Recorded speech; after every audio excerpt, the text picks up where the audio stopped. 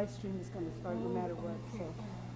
So this is also being live streamed, so we really are going to start on time, and people will trickle in. So we have a couple more minutes. Thank you.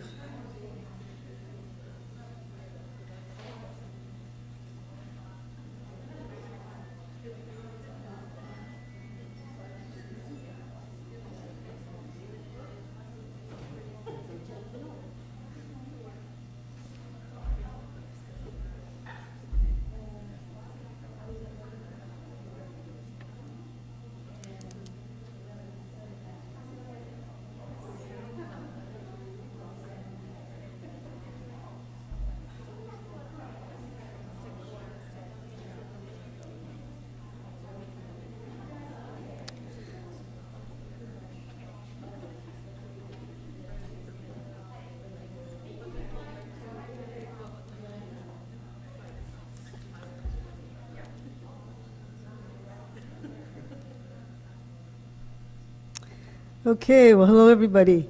We're starting absolutely on time, which is 5 minutes after. And because we have an audience out there as well, not only all these beautiful bodies that showed up, thank you, real bodies, real live human bodies. It's a beautiful thing. Thank you for showing up, and thank you also for all the folks that are out there. I know that Maestra Claudia Bernardi, her reach goes large and far. Her importance is large and far. And so as far away that maybe some of you are, bienvenidos, bienvenidas, bienvenidex. I'm never good at the S. It's a little hard to do.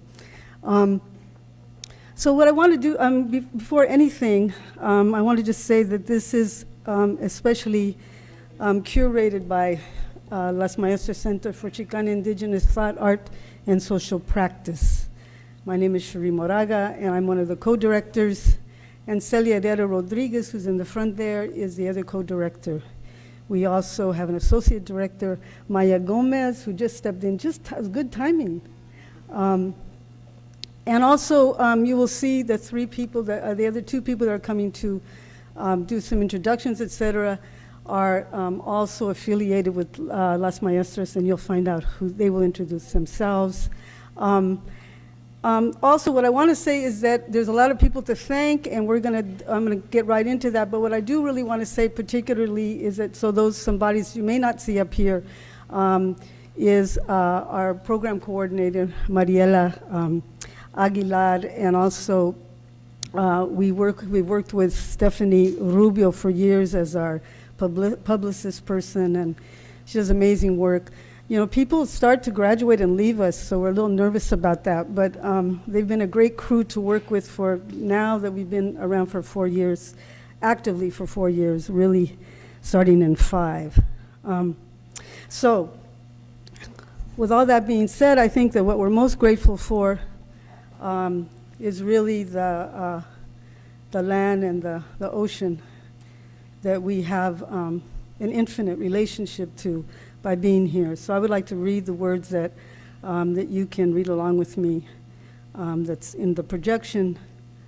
Las Maestras Center recognizes and honors the coastal Chumash peoples, the traditional custodians of Aniscoyo, the sacred land upon which the University of California at Santa Barbara now stands, and where we have come to teach, work, and now call home. It is a privilege to have the opportunity to come to know you.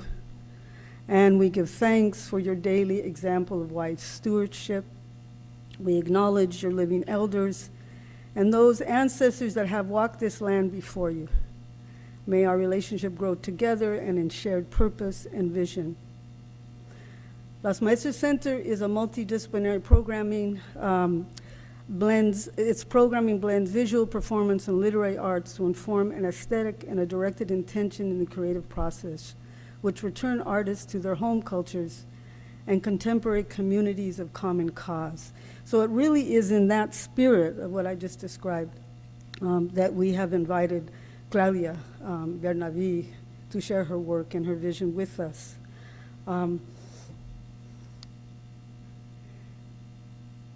The title, of course, you see here, is The Instinct of Justice and the Practice of, I can't read, of Beauty. I can't read that direction, it's right here. Co-sponsors, I'm going to take this to the next slide. This has been great. This part has been really great, and I'm going to take the moment to really have you read all the people that are up there, and I will read them, because one of the great things about this particular coming together has been that we've actually brought together the social sciences and the humanities. Is that not something?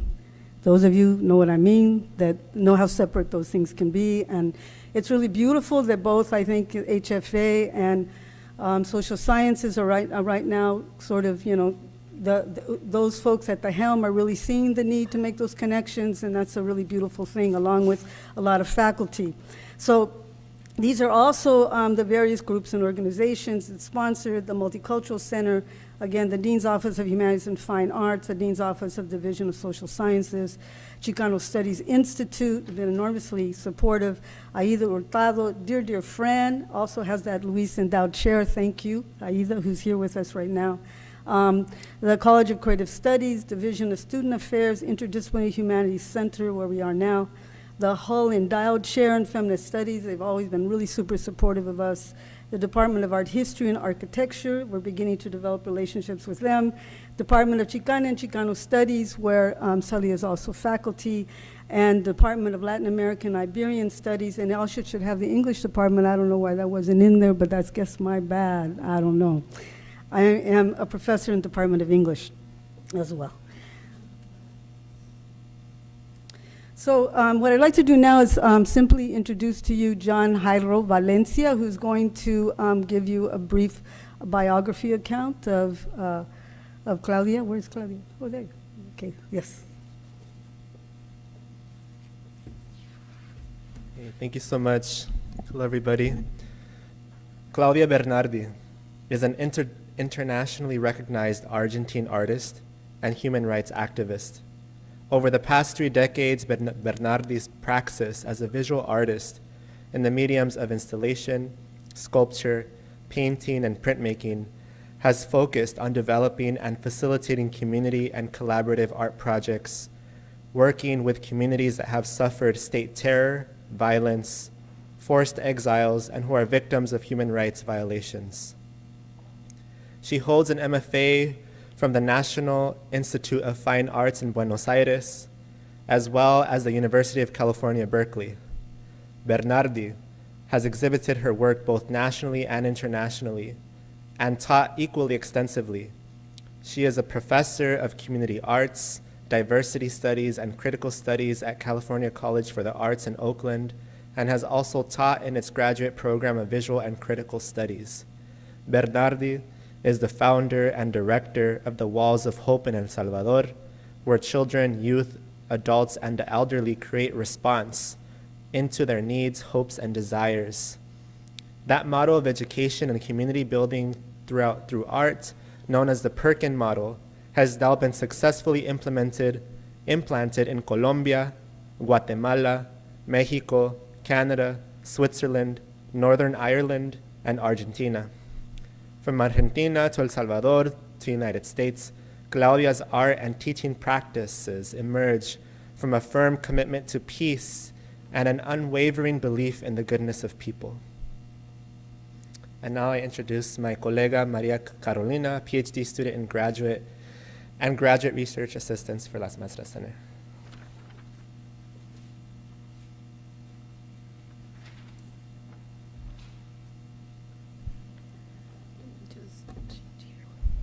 Buenas tardes. Thank you very much for joining us here on campus at UC Santa Barbara and online.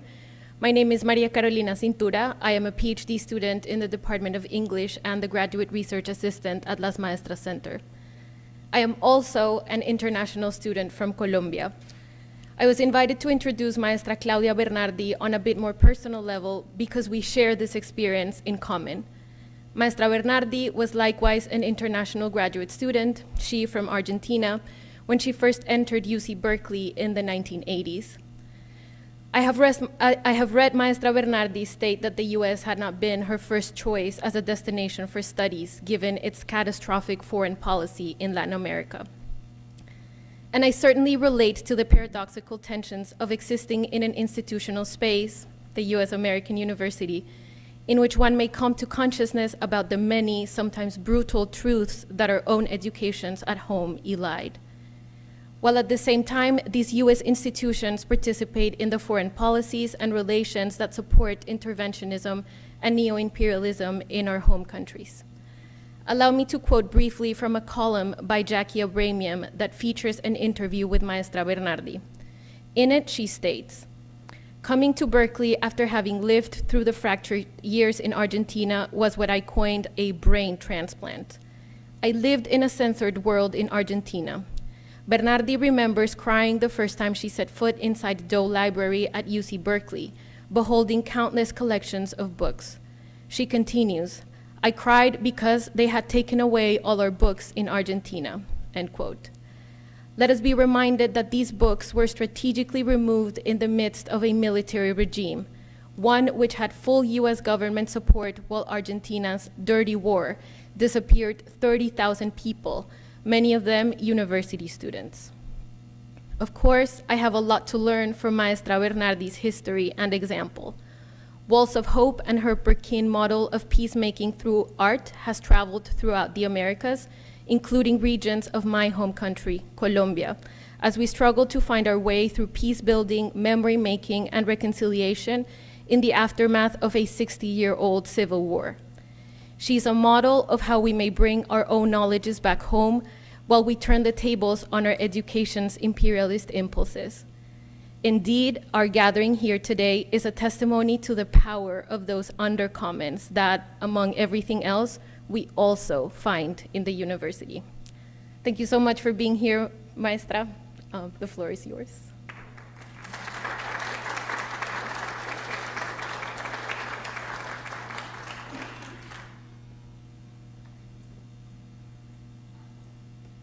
Mask off, social distance.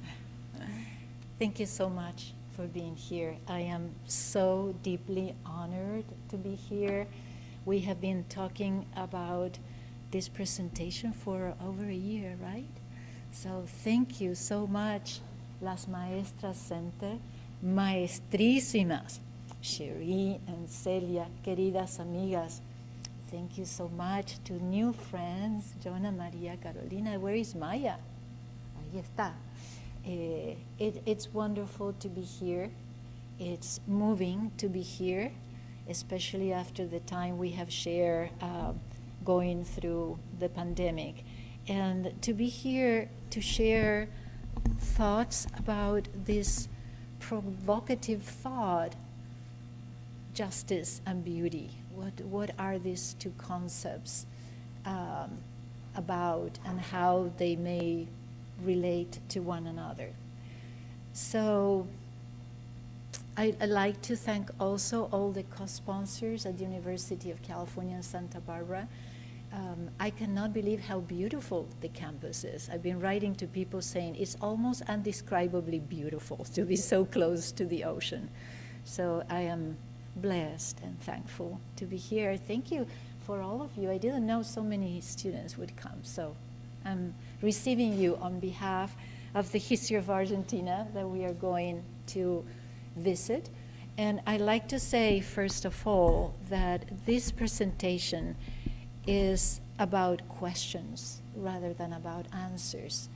Is about the persistence of a question, whether justice exists, whether it is possible, and what exactly is beauty. You know, when we think about beauty, we think about pleasing, about something that makes us smile because it is pleasing. In the context of Argentina, that concept may be very stretched, and that which is painful becomes beautiful. How that can happen. So let's go through this journey together. I'd like to know if the lights could be dim a little, yeah, so you can see it. And do you hear me well? Everyone is okay? Closer, okay, like this? It's better? Okay, A little rearrangement, water here, far from the computer. Okay. So I'd like to start with a quote from the Venerable Judge Richard Goldstone, who at the time I met him at the Center for Human Rights at UC Berkeley, he was the chief prosecutor of the international courts in The Hague in the case of ex-Yugoslavia and Rwanda. When he was asked, what is justice? He paused and thought and delivered this quote: justice is the effort of correcting an imbalance of inequality. And I thought that that was a revelation of sorts to me, because this is a man of law, of international law. He was not talking about justice as revenge, as making it even, as being capable, to balance angers. He talked about the effort, the attempt to correct an imbalance of inequality, an imbalance of power. And that, to me, was something that I collected at that time. But in retrospect, that was exactly what Argentina seemed to have been walking towards.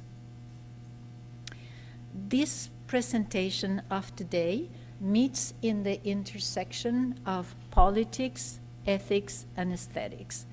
And in part it is because I am an artist, and because I have been part of a generation of Argentines profoundly impacted by the politics of our country. This photograph was taken by Marcelo Brodsky. Marcelo Brodsky at the time was 15 years of age, and he's photographing his friends, Diana Aguilar, Dani, and Leo. They are playing to be executed.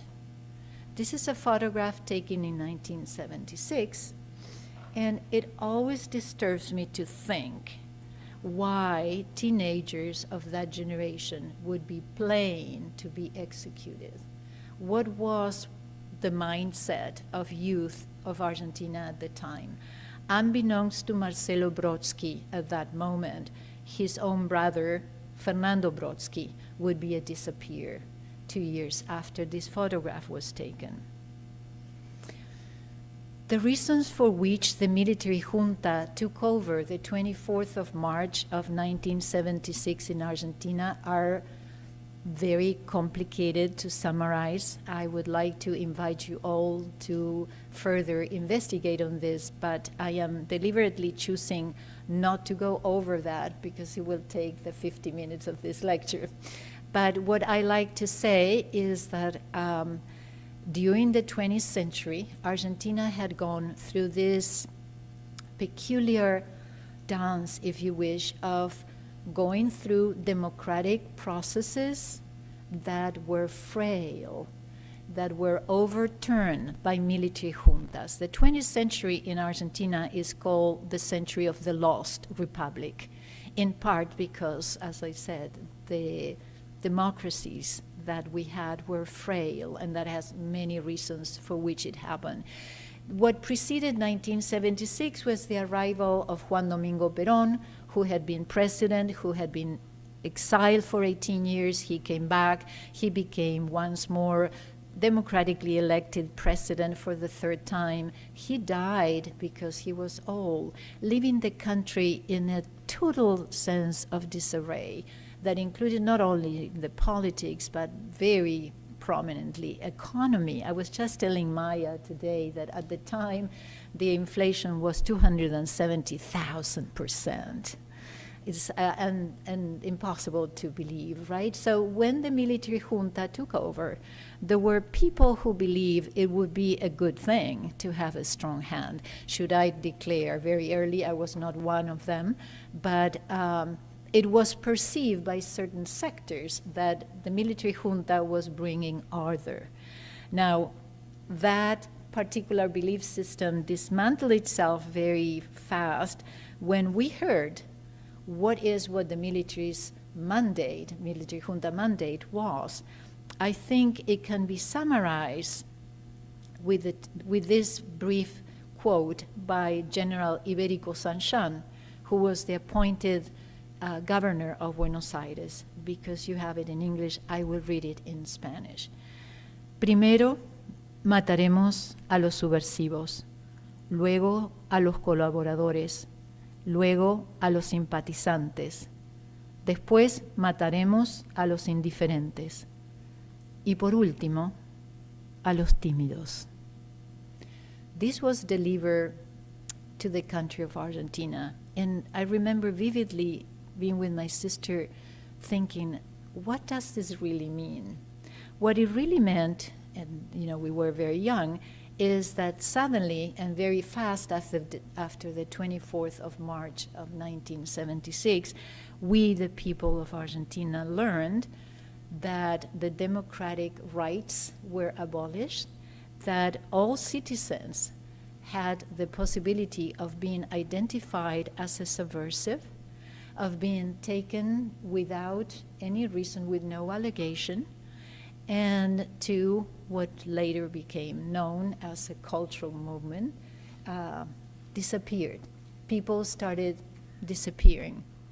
A group of family members that were headed by the mothers became a very strong political group called Madres de Plaza de Mayo. These women were coming forward in the middle of the military dictatorship to ask information about their sons and daughters that had disappeared. These were women who were looking at the government house with a question. Tell us, where are our children? We want to know what happened to them. Another group emerging from this first group are the grandmothers. The grandmothers are mothers of the disappeared who knew that their daughters or daughters-in-law had been abducted when they were pregnant. Those are the abuelas de Plaza de Mayo.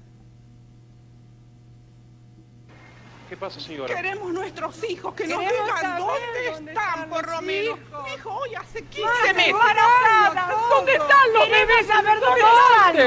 ¿Por qué no nos dicen a nosotros si están vivos, si están muertos?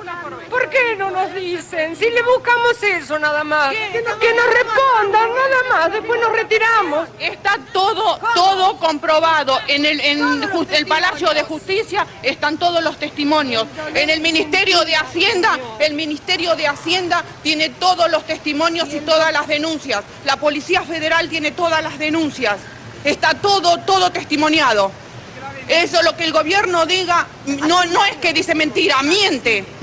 Hace 2 años que estamos así. Mi hija estaba embarazada de 5 meses cuando se la llevaron. Mi nieto tiene que haber nacido en agosto del año pasado. Hasta ahora no he podido saber nada de él. ¿Cuántos son ustedes?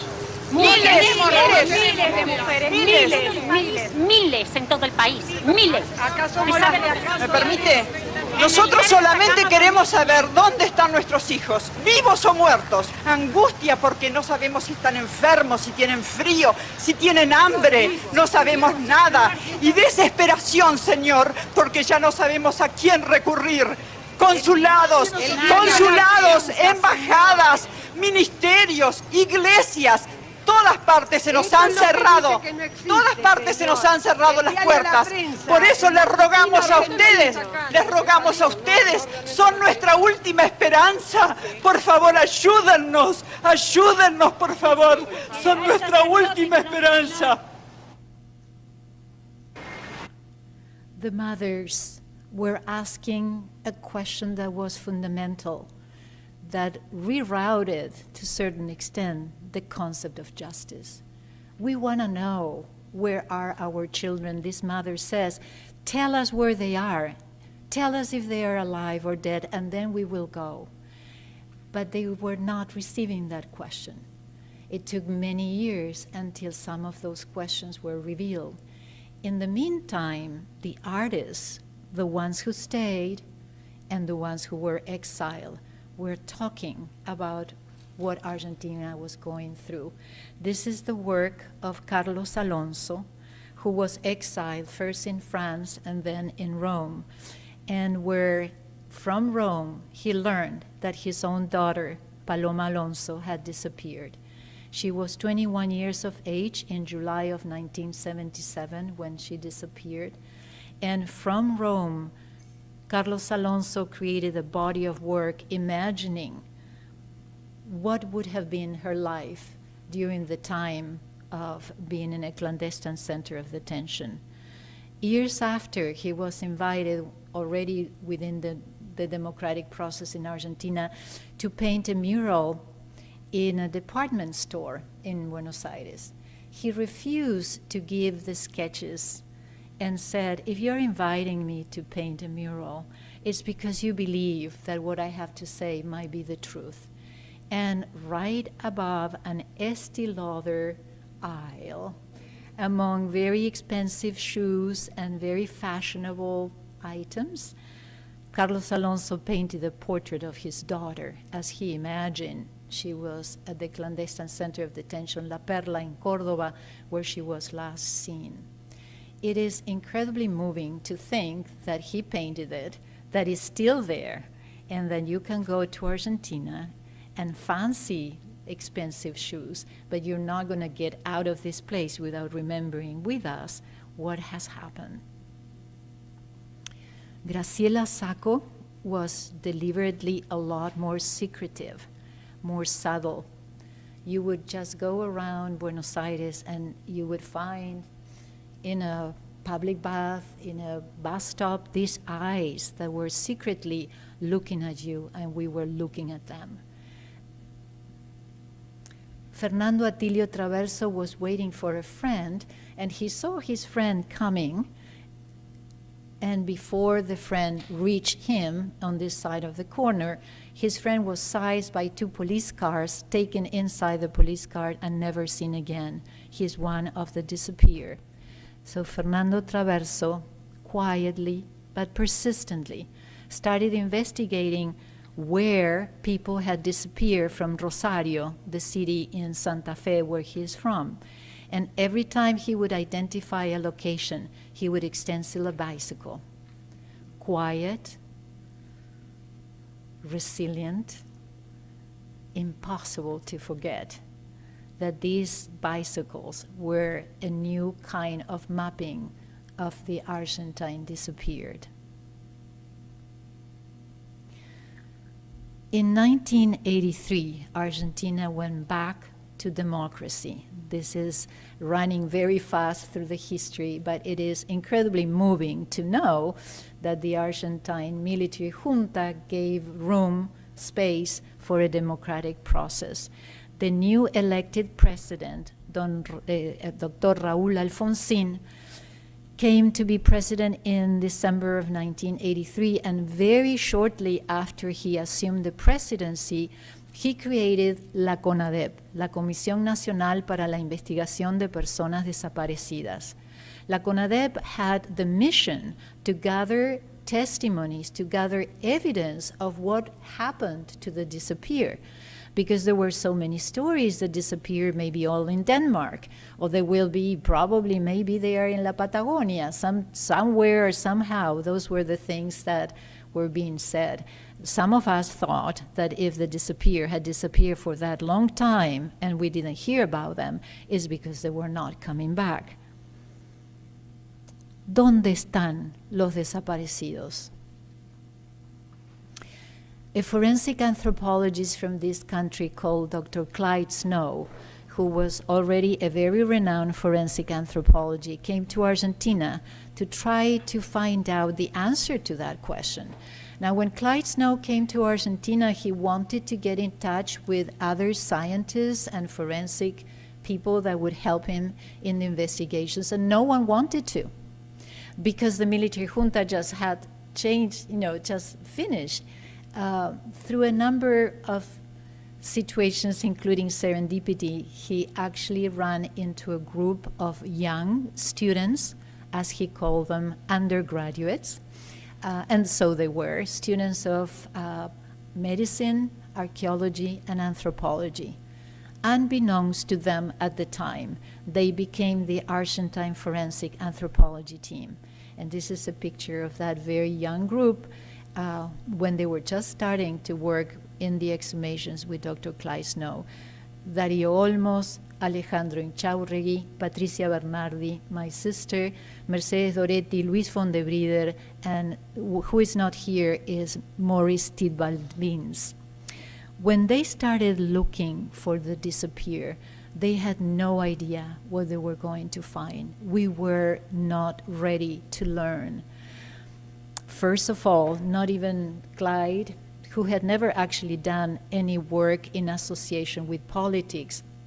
The closest work that Clyde had done with politics is that he exhumed the human remains of Joseph Mengele, who had lived peacefully and clandestinely in Brazil, where he died, and Clyde found his human remains.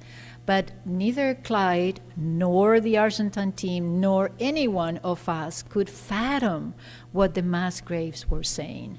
What the mass graves were saying is that there were a lot of people who had been thrown in clandestine mass graves. The average age of the people found in mass graves is plus minus 25 years of age. The cause of death of most of them is a massive discharge of ammunition at short distance. This is execution style.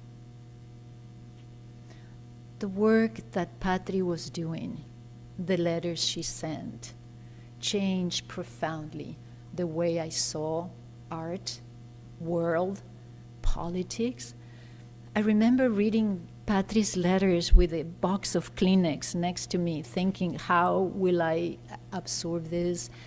And some of the pictures like this one from the cemetery of Isidro Casanova and Derqui, it was astonishing because this human remain, unlike the others, had been deliberately protected. Something about this protection versus throwing them in a mass grave was corrosive, was perplexing. Someone had been careful enough to shroud this person shortly after death, but not enough as to save her. So these images of Patri's work merge into my own work. Patri's work, if you were to think about a horizon line, Patri's work is underneath the horizon. She disperses the earth, the many layers, the many garments that they found, and then they found the human remains. They are collectors of history. As Clyde said, the bones have a history to tell. My work is from above the horizontal line, but I do the same with pigments. I place the pigments and sort them out and bury maps and text and images and unbury them as I go. And the two symmetries make sense, at least to both of us, as this journey of an awareness of what the history of Argentina was and how that was impacting our life as young women. All my work is profoundly impacted by that membrane between life and death that is elastic, is provocative, is not present, and is not absent. And in this paradox is where we stand. All the work that the CONADEP assemble, all the evidences, the testimonies of the survivors of clandestine centers of detention and extermination, the families who saw the people being kidnapped in front of them, all the people who had something to say, they all came together in the trials against the military junta. Now, the trials in Argentina are called the Second Nuremberg. And I see why, but I like to mention that in terms of the context of this presentation, the effort of the law was far more provocative in Argentina. Argentina was putting on trial the military junta who had been ruling the country until only months before this was happening. This was an enormous effort of the legislation. There was a need to conceptualize whether or not the Constitution worked, what was faulty about that. How could it be possible that for 8 years we have been ruled by unruling forces? All those questions became part of the thorough understanding or not understanding of what justice is. Dr. Clyde Snow is presenting here evidence in the trials of a case, one of many, case of someone whose cranium he is showing. This cranium belongs to whom in life belonged to Liliana Carmen Pereira. Liliana Carmen Pereira was abducted in October 1977. She was a student of law. She was 21 years of age, and she was pregnant at the time of disappearance. Through the exhumation, Dr. Clyde Snow could evidence that Liliana had given birth to term or almost term. The fetus was not inside her pelvic cavity, so Coqui Pereira, being a mother of the disappeared, became also a grandmother searching for his child, for her child. So what is justice? I'm going to share with you the last words coming from Dr. Stracera, who was the main chief prosecutor in the case of the military junta trials. Salvo que la conciencia moral de los argentinos haya descendido a niveles tribales, nadie puede admitir que el secuestro, la tortura o el asesinato constituyan hechos políticos o contingencias del combate. Ahora que el pueblo argentino ha recuperado el gobierno y control de sus instituciones, yo asumo la responsabilidad de declarar en su nombre que el sadismo no es una ideología política ni una estrategia bélica, sino una perversión moral. Por estas consideraciones, acuso a los aquí procesados por los delitos que han sido objeto de calificación y solicito que al fallar en definitiva se los condene a las siguientes penas. Jorge Rafael Videla, reclusión perpetua con más la accesoria del artículo 52 del Código Penal. Emilio Eduardo Macera, reclusión perpetua con más la accesoria del artículo 52 del Código Penal. Orlando Ramón Agosti, reclusión perpetua con más la accesoria del artículo 52 del Código Penal. Roberto Eduardo Viola, reclusión perpetua. Armando Lambruschini, reclusión perpetua. Leopoldo Fortunato Galtieri, 15 años de prisión. Omar Rubén Grafiña, 15 años de prisión. Jorge Isaac Anaya, 12 años de prisión. Basilio Lamidoso, 10 años de prisión, para todos con accesorias legales y costas. Señores jueces, quiero renunciar expresamente a toda pretensión de originalidad para cerrar esta requisitoria. Quiero utilizar una frase que no me pertenece, porque pertenece ya a todo el pueblo argentino. Señores jueces, nunca más. Silencio en la sala.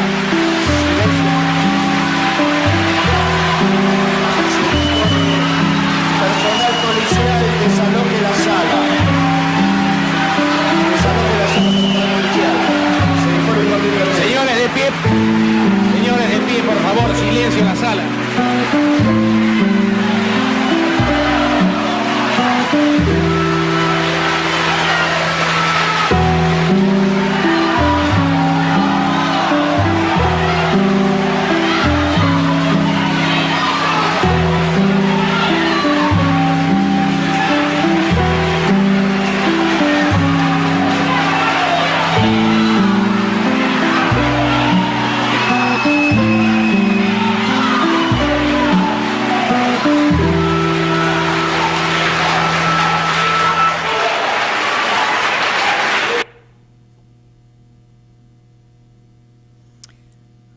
Lawyers, human rights activists, political people, artists, students, educators, all came together in this process of justice.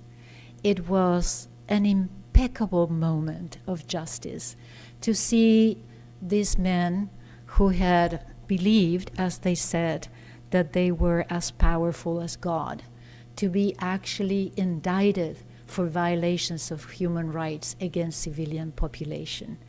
That is a huge achievement of law. And what is moving when one sees this in retrospect is that from the very beginning, Argentina didn't want to kill these men, didn't want to get even. What we wanted was to incorporate in our legislation, in our bloodstream, in our consciousness, in our DNA from now on, that this could not happen again. These last words, nunca más, applies for then and since, applies for Argentina, and applies for the rest of the world that goes through these terrible episodes of violations against civilians. A dear friend of mine, Carlitos Lipoy, a human rights lawyer, once talking to us about what are the participants of history, he said, in all chapters of history, there are various protagonists, and time is one of them. And that is very important to learn, because justice is not precipitous. It will not come easily.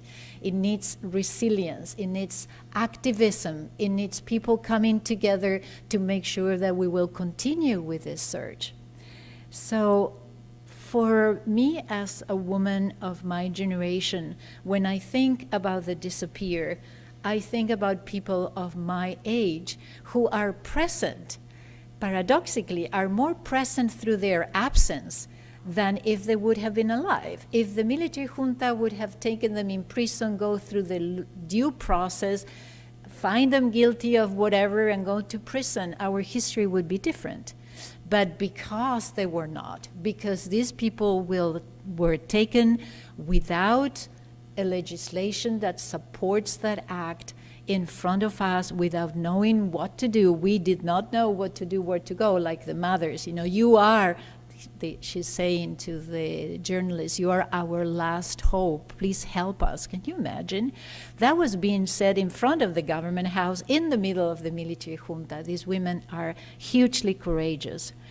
And I think one of the huge legacies that we have learned from that moment is that we realize what are the urgencies that we have today. There are certain lessons about that process that travel in the present. How do we want to grow?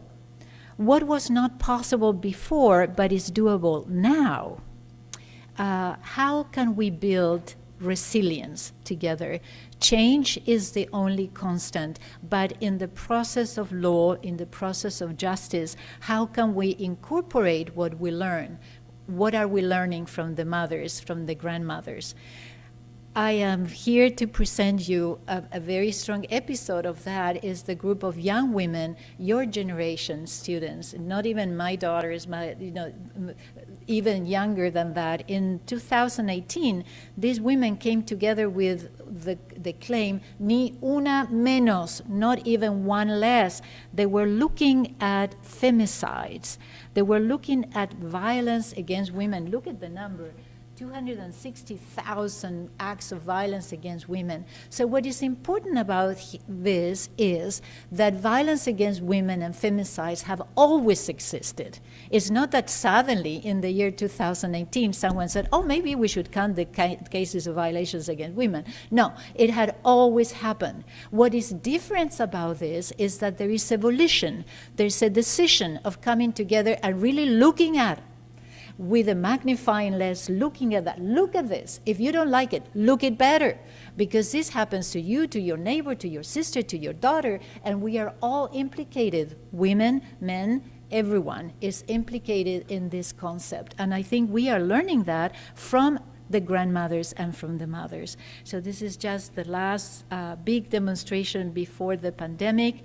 This is Norita de Cortiñas, the president of Mothers of Plaza de Mayo, wearing the green scarf, which I am proud to wear here for you.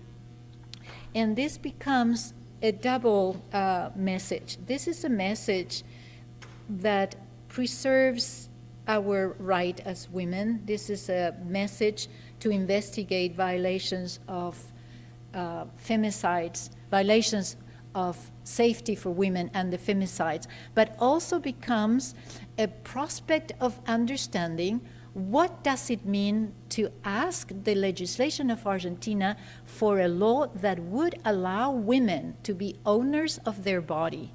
This is the law of la ley del aborto, meaning the law that allows women to stop pregnancy.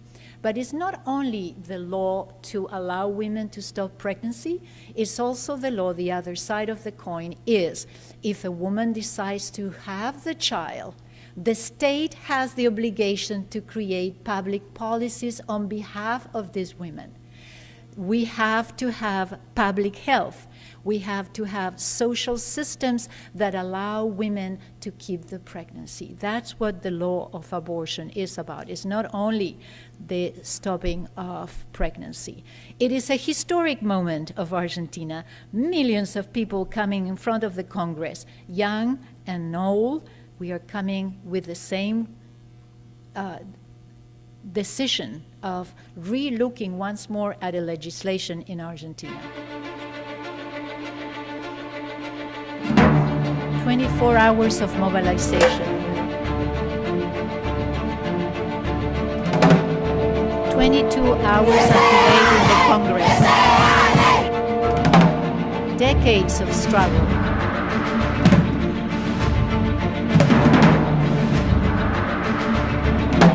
A million people.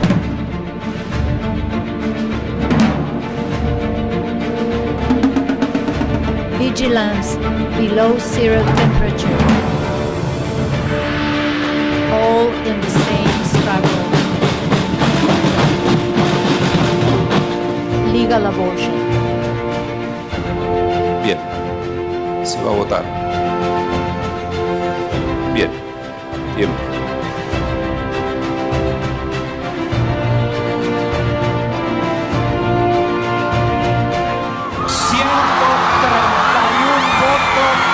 Fueron afirmativos, 123 negativos y hubo una sola abstención.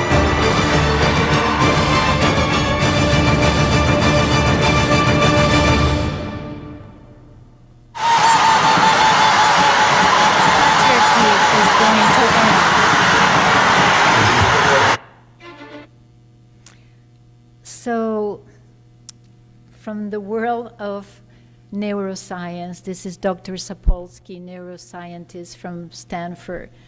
Our worst behaviors, once we condemn and punish, are the products of our biology. The same applies to our best behaviors. Brains and culture do coexist and evolve. And I love that. I think that is, in a summary, another way of looking at justice.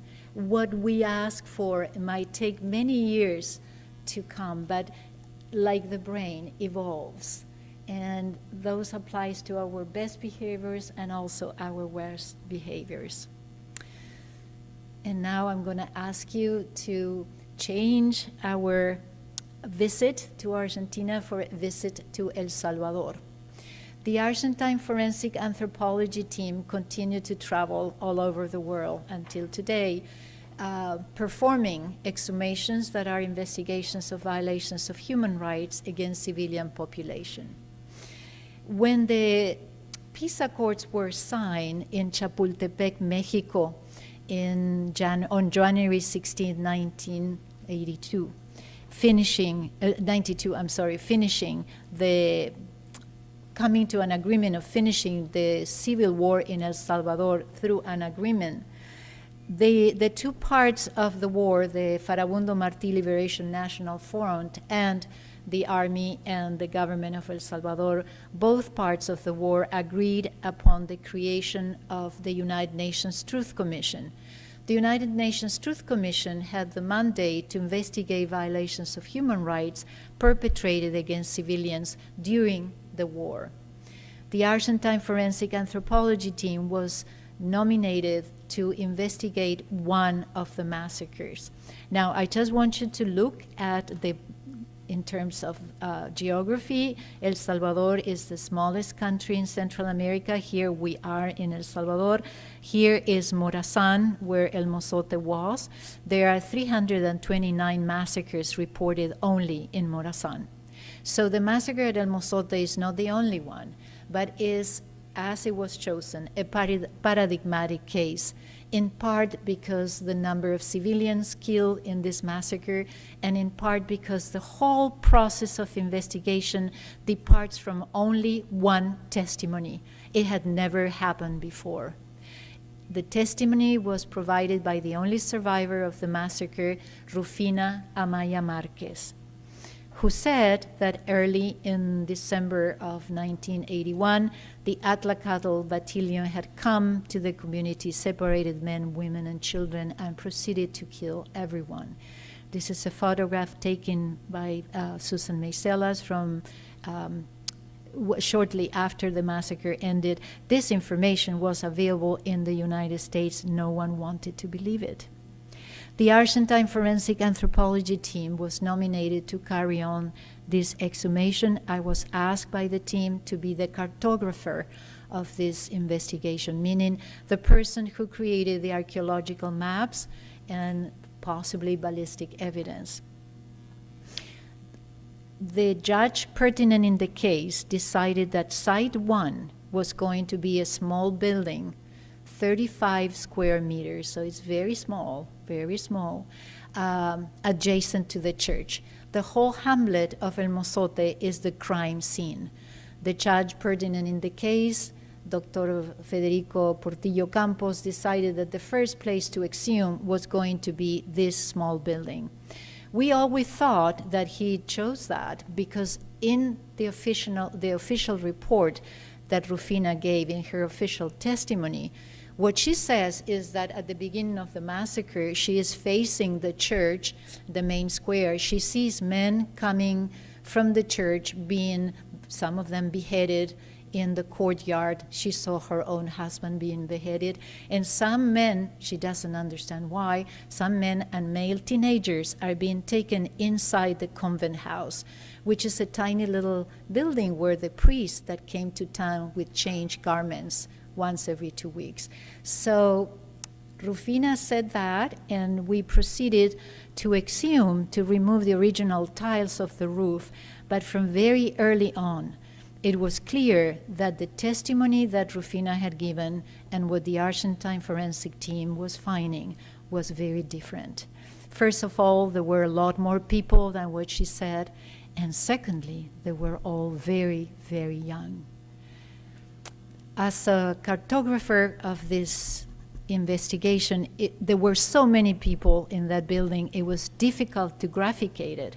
So the Argentine team and myself came to the agreement that the circular shapes would identify craniums, because that's the only singular bone of our body. And if you see a circular bone and you see a cranium, is because there is a postcranial skeleton.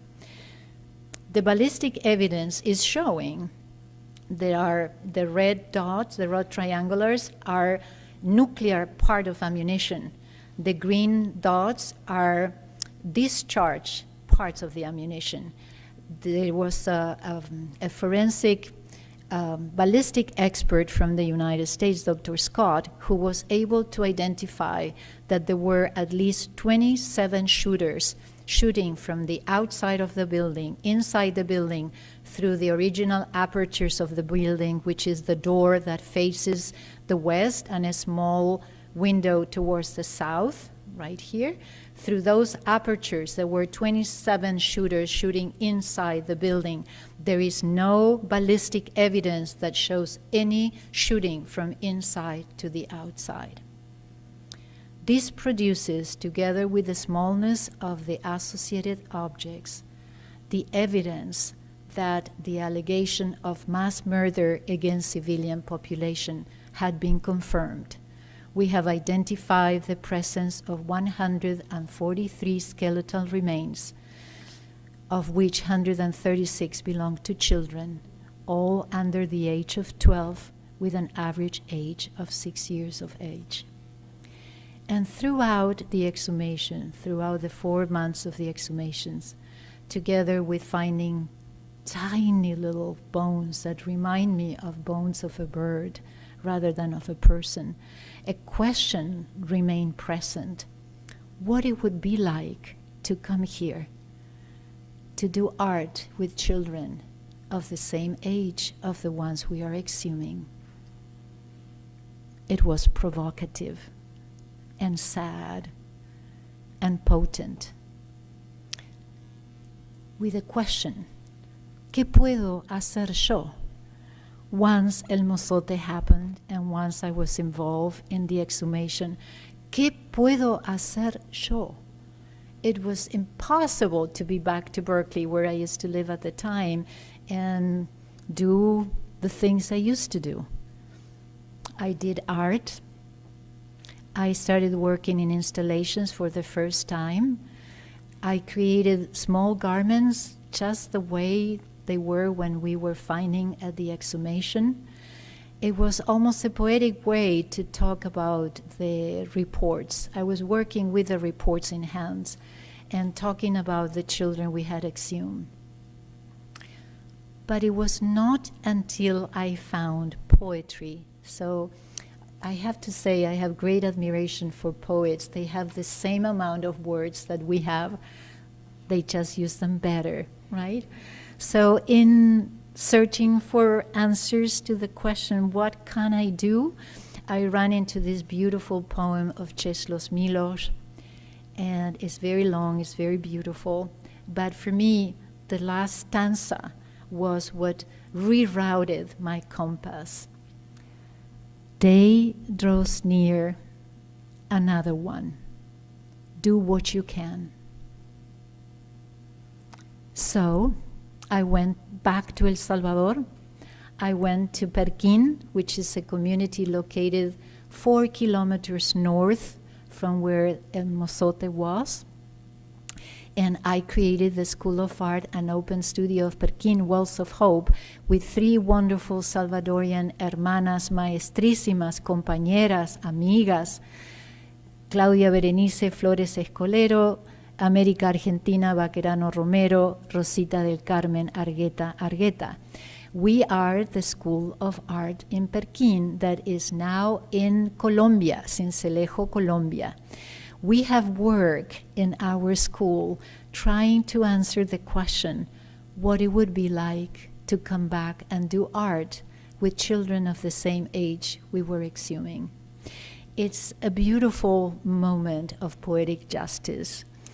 One of the many projects we have done was going back to El Mozote in the year 2006 and paint a mural in commemoration to the 25 years since the massacre had occurred. We had 75 people participating in the mural, coming with ideas of what the mural should look like. And at that moment and since, every year that we commemorate the massacre, 136 children of the community of El Mozote and nearby communities recite the names of the dead children at El Mozote. Our Perquín model, what we have done in El Salvador, has traveled many parts of the world. We have worked with survivors of torture, survivors of violence, forced exiled people, people who are in the midst of a confrontation like in Northern Ireland between Catholics and Protestants. We have worked with people, young people in Ciudad Juárez, who are all survivors of violence and who are impacted by the violence of narco-traffic. We have been very blessed of working in many parts of the world with this model of art and activism. For the last 8 years, we also have been working within the criminal justice system here in the United States, working with undocumented, unaccompanied minors from Central America who are imprisoned in the United States. First, they were in detention centers, they were in youth detention centers, and since the Trump administration, they have been part of a different part of the criminal justice system. They are in maximum security prisons. The legal implication of this is catastrophic for the young men and women who are in prison. And this is one of the many beautiful murals that they painted. This is a Guatemalan artist who had this idea of painting a flowering heart. And I asked him what this means. He said, I would like to ask life to give me another chance. Déjame florecer una vez más. Allow me to flower yet once more. And now I'm taking you back to Argentina. This is the largest clandestine center of detention and extermination of Argentina. This is the Escuela de Mecánica de la Armada, the Navy Mechanical School. This is the place where over 5,000 Argentines went and never emerged again. Many of those people are the victims of the death flights, people that were taken alive.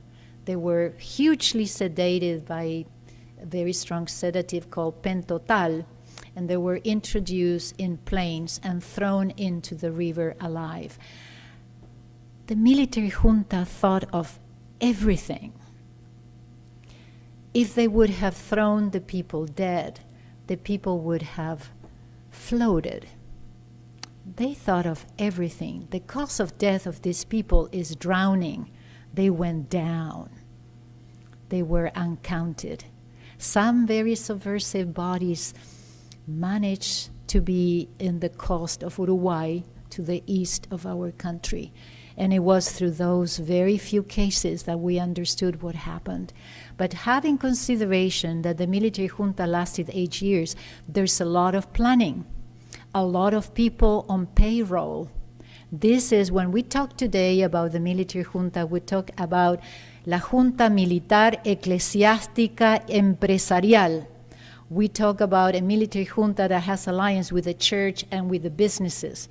A lot of people made a lot of money with this.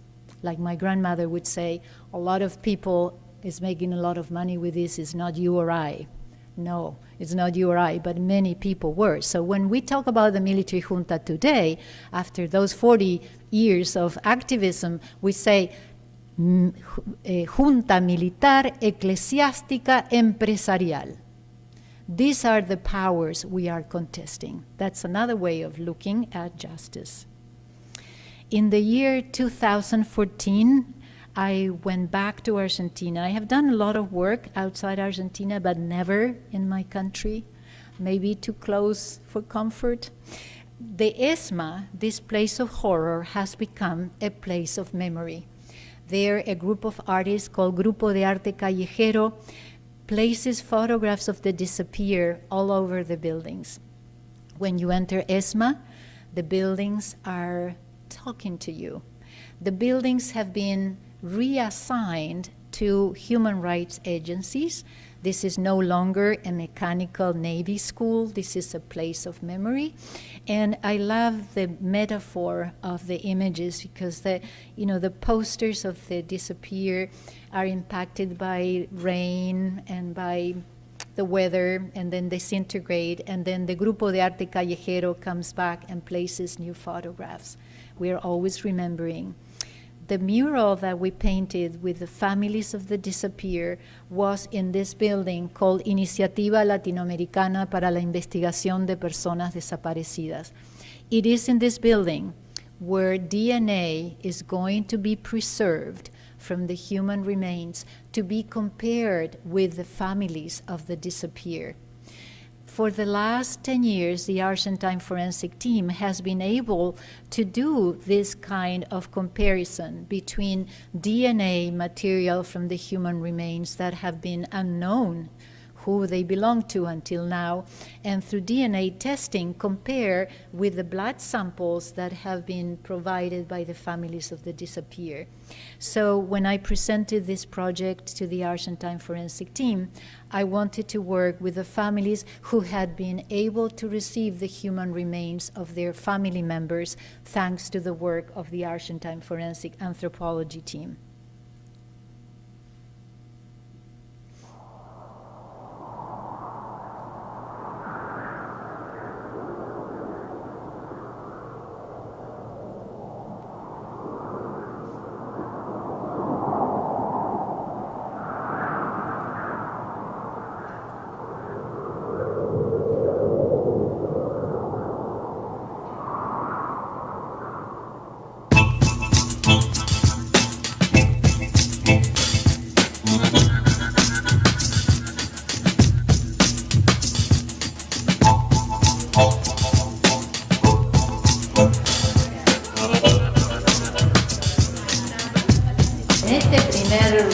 día de trabajo, mi propuesta es que ustedes agarren papel, lápiz y que empiecen a volcar ideas.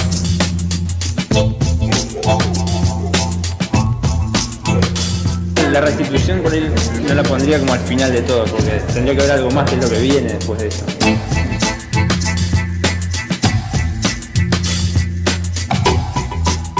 No sé, yo lo pensé así, como con la ronda de las madres también, que fue algo que creo que como resume gran parte de la historia.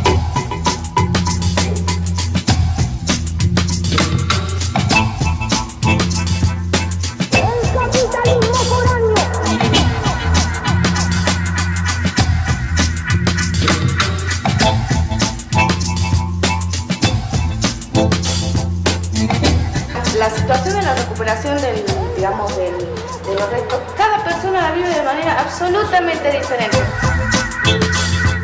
Porque en el encuentro es cuando se mezcla todo.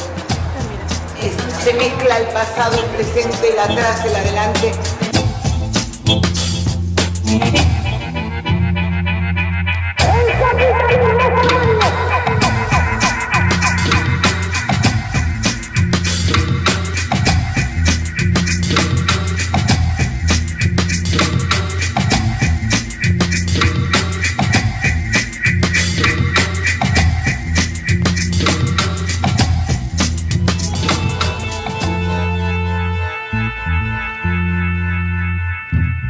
Imagínense que se lo están mostrando a gente que no conoce cuál es el tema. Yo quisiera que alguno de ustedes nos presentaran el mural a todos, a los que hemos participado. La idea del árbol era, bueno, como partir del origen de la vida anterior al terrorismo de Estado, es decir, la vida de... Creo que quedó muy bueno el momento de, como, no sé, la restitución o el entierro, lo que cada uno lo vio de alguna manera como una pieza importante dentro del rompecabezas. Está bueno que una de las historias esté contada a través de eso. Le gustaba cazar y pescar, entonces iba a pescar mucho. Siempre soñar en que él volvía por ese caminito por el que se fue al reencuentro de su familia, con su guitarra al hombro. Y yo creo que después de abrazar a nuestros huesitos y de encontrar justicia, todo visto de nuevo, visto renovación, es alegría, es música, es naturaleza, es salir volando.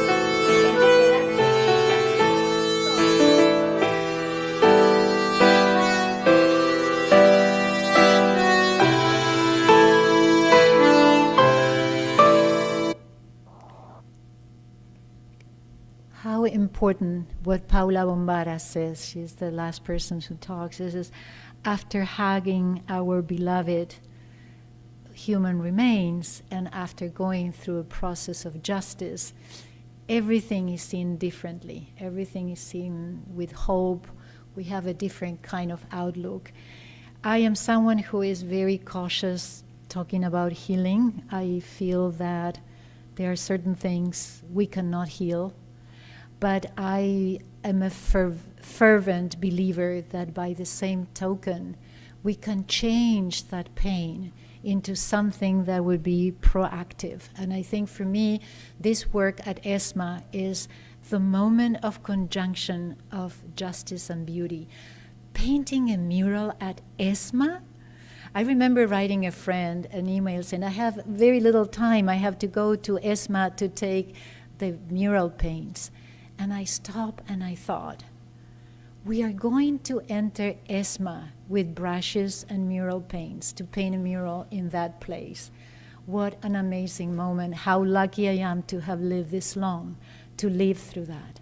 And it is truly an impeccable moment, together with this resilient desire of justice and accountability and the process of trial.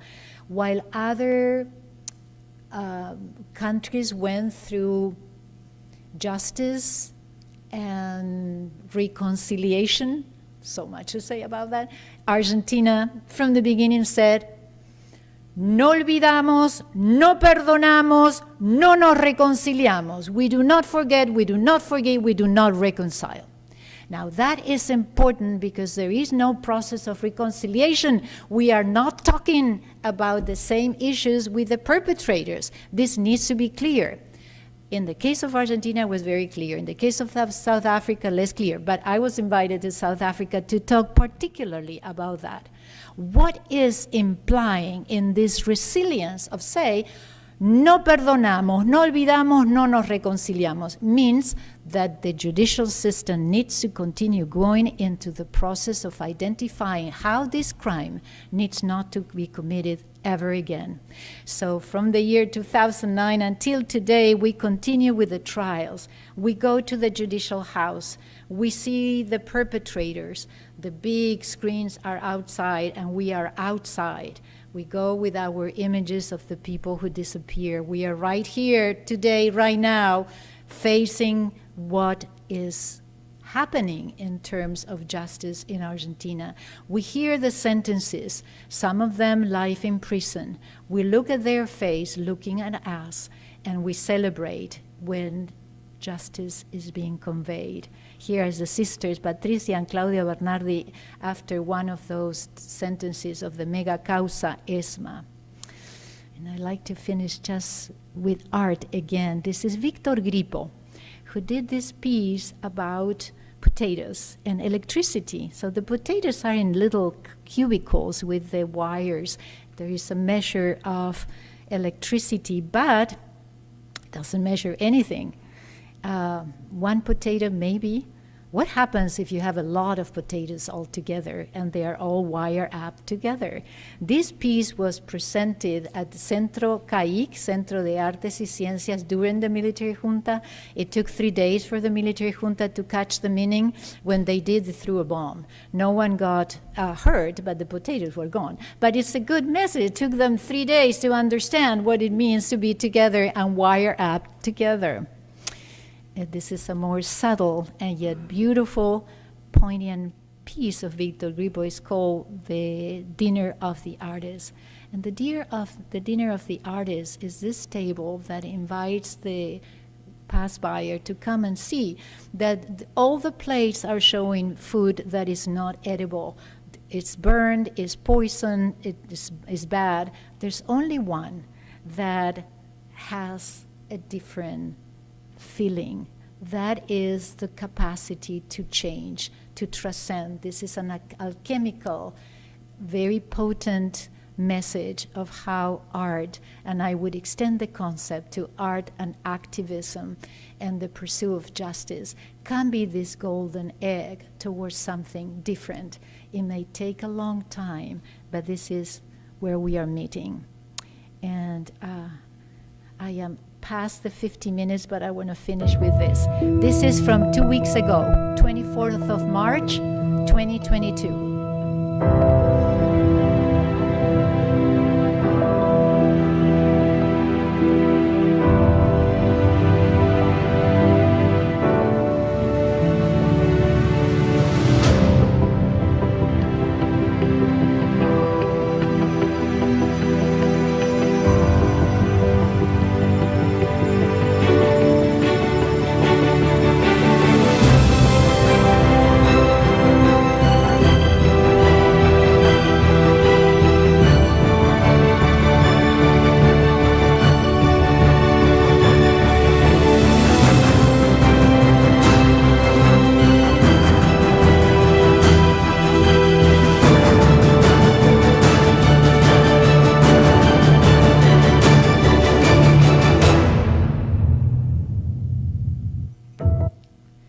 Don Pedro Chicas, survivors of the massacre of La Joya, which is part of the massacre in El Mozote.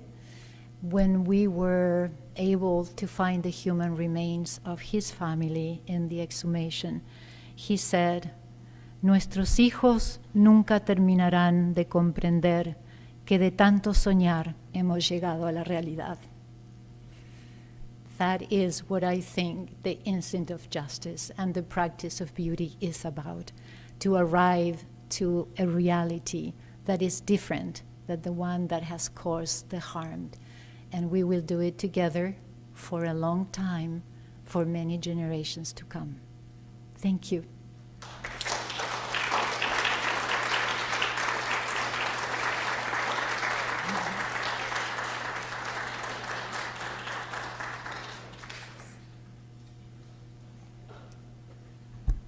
Bueno, we're going to have a little conversation now with Claudia Bernardi and Celia Herrera Rodríguez, the co-director of LMC. The beauty of the two of them having an opportunity to talk to each other is that they definitely share common cause, but also common means as visual artists, installation artists, and actively engaged in seeing art practice as movement. So thank you.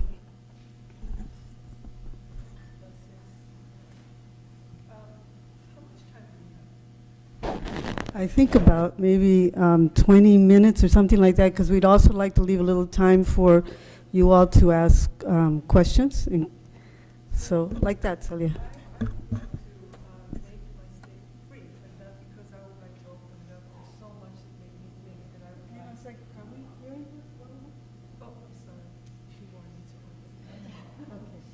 I wanted to say thank you, but I wanted to also keep it brief so that you all have...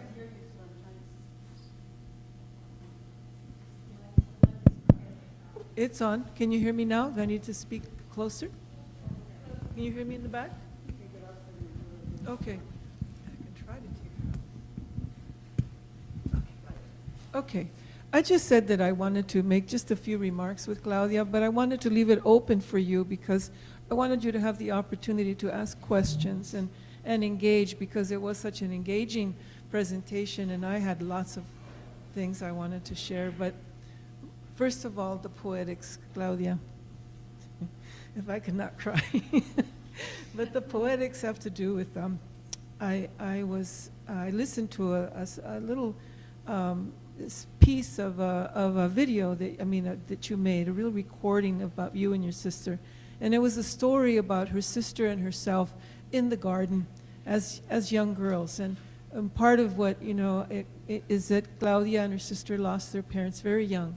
And as teenagers, 15, 16-year-olds, had to go through this entire dark period on their own without parents. And that in itself is remarkable. So the memory of you in the garden with your sister, playing with the ants as little girls, creating little clothing for the ants, and your mother then asking you, you asked her to make little clothing, and she said, your hands are small and you can do this. And the story of you and your sister then creating these little dresses and little furniture and even perfume, I believe you said, for the ants. And then the ants coming back the next day, having taken it all. And you trying to figure out how did the ants move it into their homes.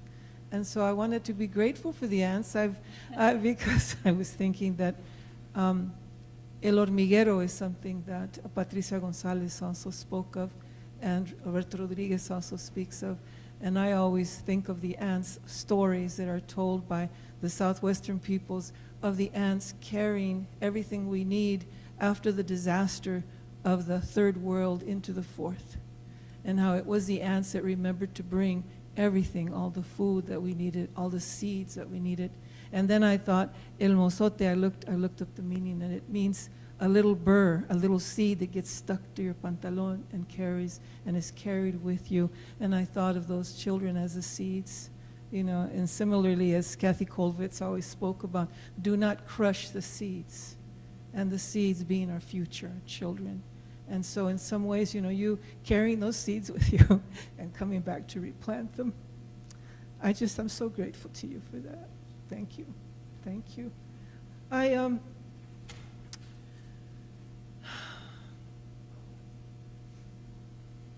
think that was what moved me the most, Claudia, in your work, because when I saw your work years ago, my first time experiencing your installations, and it was something about the installation. It was hard to walk through. I couldn't even go through the door. I didn't know why. I didn't know what it was about. And that's how I got to know you, through your work. And through that work then, how it was you opened the door to all of us to be able to walk through, even when we don't know what we don't know. And that work that has been your lifetime of work, I think, is such an important piece, your work with memory. And so right now that we're experiencing a war on television, I wanted to ask you, you know, a little bit about what it has been like for you to do that work, you know, over these years.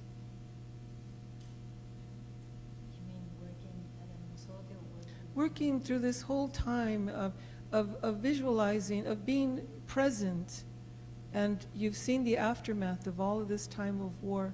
I loved what you said. I mean, the truth of it in terms of no reconciliation is that, yes, it continues. You say that. It continues and it continues, it continues. It moves up and down the path of the Americas. It moves around the world, this continuous war. And yet, you know, in some ways I feel we are, you know, we just watch it. We are not in it. Yet, and I wanted to think about that, especially since you are now working with the young people that are incarcerated, that some of which have come to escape those very dangers.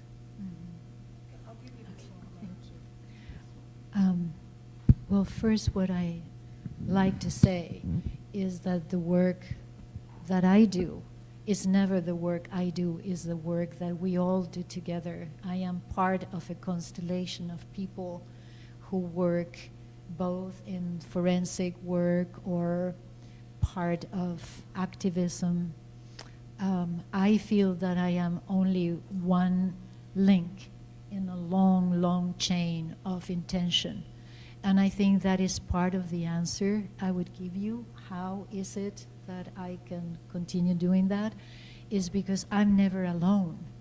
It's always a consortium of people coming together for any kind of work in the forensic field. And we can create another parallel for any kind of art in community, working with survivors of political violence. There is so much red tape to go through. I cannot even tell you. So much logistics to resolve, so many aspects to be considered. And I think I feel very strongly that the reason for which I can continue doing this is because it's never a personal work. It's part of a larger vision. I'm a potato in Victor Grippo's work. And that is simultaneously very beautiful and also very alleviating, that it is not a personal journey. There are many more people, but you are right. You're mentioning we are witnessing yet one more conflict. And the way we learn about that is by being afar and being once again disengaged from history. I think I have been extremely blessed by being part of history in a very engaging way, whether it is through the work of the exhumations, as you know, as not being part of the Argentine forensic team, but being my sister's sister, and through her being in adjacency of the team, and then working with people who are survivors of political violence. So we hear the history from the people themselves. And I think for each mural, each art project, not all the projects are murals, but a lot of them are, it is an enormous privilege to learn from them what they have to say. Because when you ask them, they have a lot to say. One of the women survivors of sexual violence in Huehuetenango, she said, when people from the outside come and ask us what we remember about what happened to us, and they write on their notebooks, we have to believe that what they say is what we are telling them. But in reality, we don't know because we are illiterate. But when we paint a mural, we know what is the story we like to say. And I thought that is really beautiful that she says that. So I think it is in the adjacency of being a facilitator of those stories that I find the strength, I find the happiness, I find the commitment to continue doing it. I'm very thankful for that. I think that the other aspect of it that I was, taken by was you were telling me that the murals are now considered documents. They're considered testimony. And could you speak a little bit about that? Well, it was also in the context of the women in Huehuetenango. These women were all survivors of sexual violence. There were 35 women from Huehuetenango. They all spoke different languages because they were all from the same region, but from different groups. There were people who were Mam, Achi, they were speaking Kaqchikel. They were surprised about how they were sharing the same history, and they were saying that, we thought that what happened to us was terrible, but thought that it only happened to us. It was through this mural project that they learned that it was happening to other women. So many of these women were actually witnesses and providing testimony in a case of a trial against perpetrators. Now, the perpetrators were the mayors, sometimes the mayors or the sub-mayors of their communities. If you think about the enormous courage of these women, it's really incalculable, because they were giving testimony in their community, right? So they took the mural. We didn't know that. I mean, we were not at all, I was not expecting that. But the women took the mural to the trials to speak about what happened to them. And it was in part to give in a sense of strength among themselves, because that's what they painted. They painted a big oval shape where all the women are holding hands. And inside the oval are the dark memories, the sad memories. And outside is what they want for the future. But that became a visual testimony of what happened to them. It's quite remarkable. I think the courts should welcome more of this visual statement, because it is the stories told by themselves rather than through an intermediary. So we are working at it. Thank you. I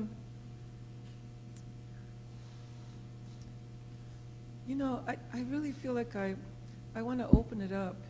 I have so many thoughts. I mean, but we've been talking, we could probably talk for hours and hours. There's just so much to say. Especially I want to be grateful for the idea that the art then is not about the object, but about what happens in the community itself and in the building of community, especially as you say, in some of the areas that you've been, the people that were perpetrators are there with people who were victimized, and those two have now, raised children in the same community, and that kind of communication that has to happen. I wondered what that looked like on the ground. Well, in part we were dealing with that in Perquín. Perquín is a small community of about 5,000 people. And that place in the north of Morazán, that place had been abandoned during the war. After the war, so most of the people that live in Morazán and lived north of the Torola River, where Perquín is, where El Mozote is, where Arambala is, were ex-combatants that stay there, or many people who came after the war or during the contraoffensive in 1989. They were coming from the refugee camps of Colomoncagua in Honduras. So at the time of the exhumation of the massacre at El Mozote, and the time that I kept on going back for many different reasons, most of the people who lived there were people who were ex-combatants or the families of the ex-combatants.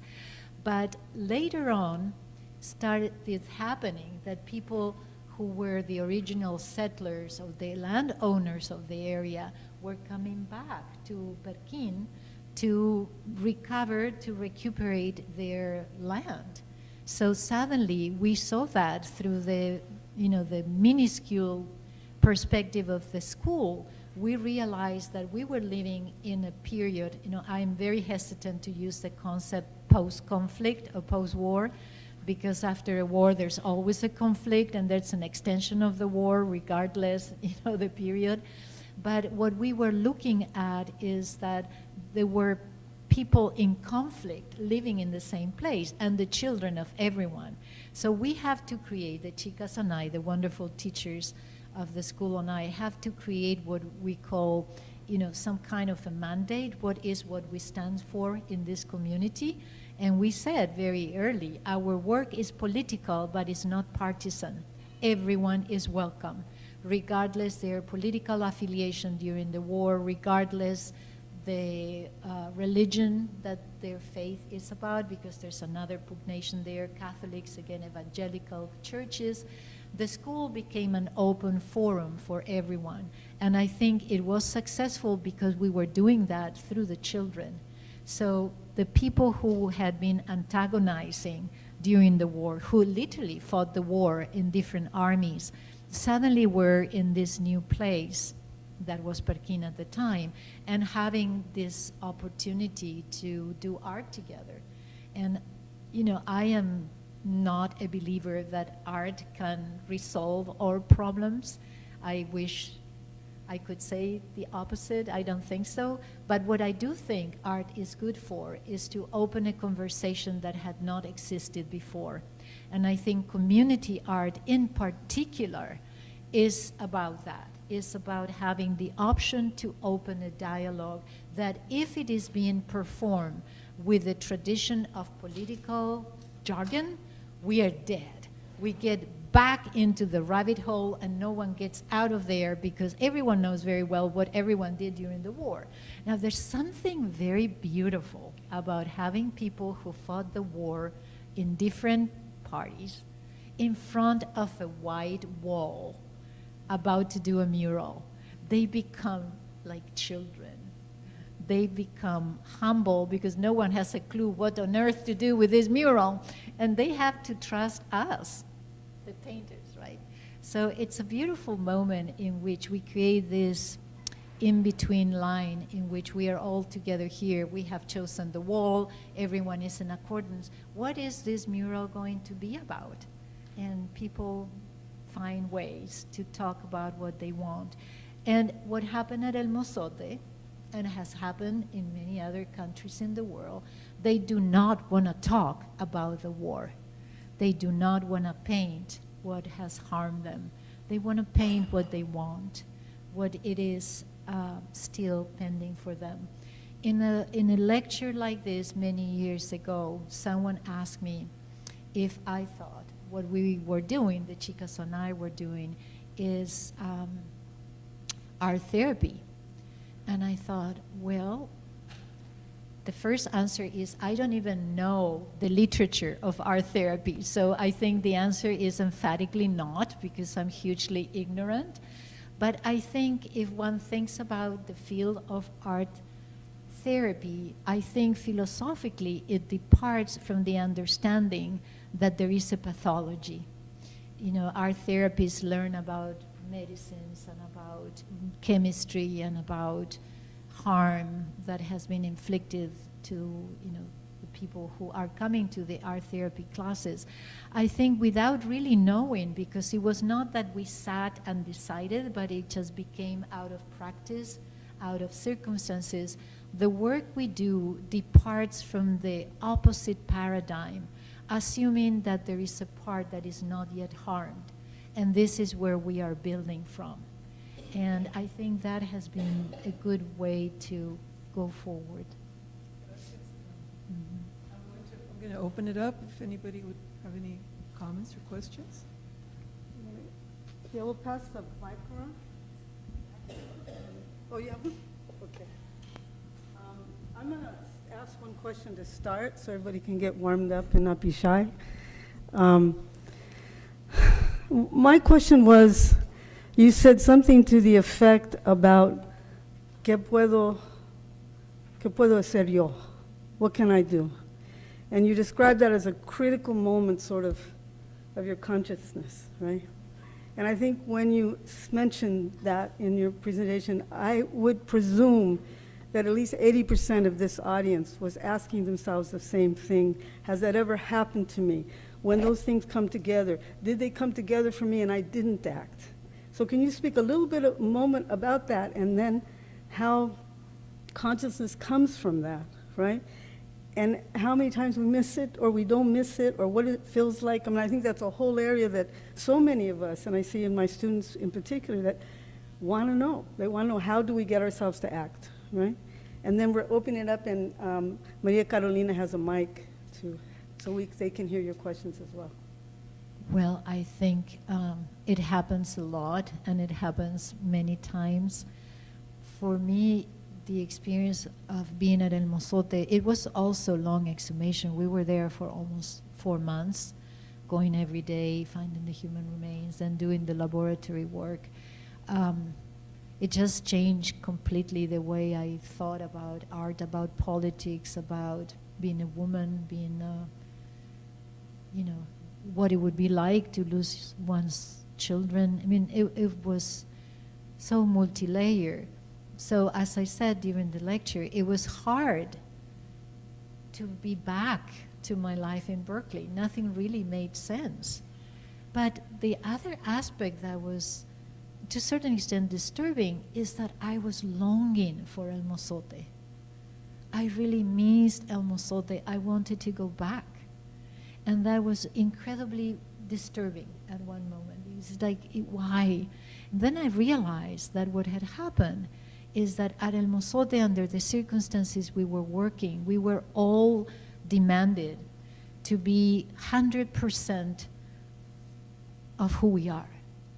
100% attention, 100% there, 100% being there. In terms of, you know, we were leaving every day at 4 o'clock in the morning, arriving there at 7 o'clock, working there until the end of the day, going back to the judicial house, counting the human remains, going back to sleep, dead of tiredness and preoccupation. My memory of all that, in retrospect, is that I was expected to be 100% of Claudia. I did not know I could do that. But in that struggle of becoming that, there was a great sense of happiness or calm or accomplishment or, yeah, I am constantly from 100%, I'm usually 55, 60%. What does it take to be 100% of Claudia? How can I be that same woman? And I think that propelled the question, what can I do? What can I do? So I did art, I'm an artist. I did installation, I hadn't done that, and that was not sufficient. It just took that poem of Czesław Miłosz to say, do what you can. What else can you do? I go to El Mozote. And when I took the decision, it was so easy. Now, everyone thought I was crazy. I was leaving the job here in the US. I had no money, no circumstances. I was going to a place I had no idea what to do, how I was going to do it. I just trusted. I became that 100% person because I trusted the community, number one. When I arrived to El Mozote, I didn't have an agenda. I was not coming with an agenda of a school of art. I was coming with a question. What is what you want? And when you ask people, they said, we want to know how to paint murals and tell the story that is our story. So we had a town meeting. There were 120 people who came. Campesinos, campesinas, señoras y señores, y niños, todos que querían hacer arte. What a gift for an artist to have that. So I don't know if that answers your question, Cherríe, but I think it's that understanding that what we can be more, and at least in my life, that being more is never lonely. It's always in adjacency to other people. And that's what has happened. It's all about being with other people, wanting the same at the same time. And I think we have a clarity about that. We don't know how to do it, but that becomes part of the journey of asking. But I think for me, once again, think about the potatoes. I am one potato on that table, wired up with many others. It's never a singular project. It's not my vision, it's our vision with other people. I think that is part of the answer. What can I do in adjacency to others? I'm so happy we are talking about this with you all. I trust that you will be the beholders of El Mozote from now on and tell the world about it. That will be one way to become part of the story. What are your thoughts or your questions? What did you like or didn't like?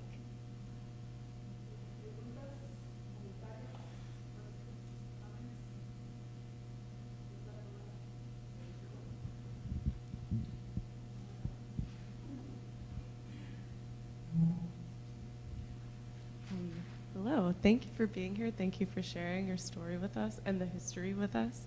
I have a comment and I have a question. The comment is just that I felt your work with your sister and all of this was really special and moving to me. I guess you didn't speak much about it, but it was powerful to see you both sort of working on this in your own way.